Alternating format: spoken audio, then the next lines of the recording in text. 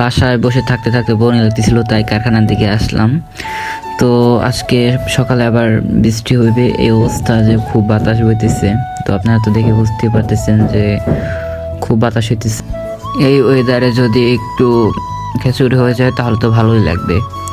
তো খাওয়া দাওয়া শেষে বের হলাম আমরা একটা কাজে। তো এখানে ভাই সে তার কাজ করতেছে, আমি বসে রয়েছি। সে কাজের ব্যাপারে কথা বলতেছে।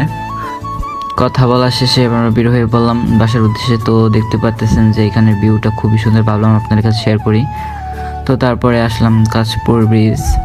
তো ব্রিজটাও আসলেই খুব সুন্দর, এখানে কম বেশি সবাই ঘুরতে আসে, আর এই ব্রিজটা তো অবশ্যই সবাই চিনে থাকবেন।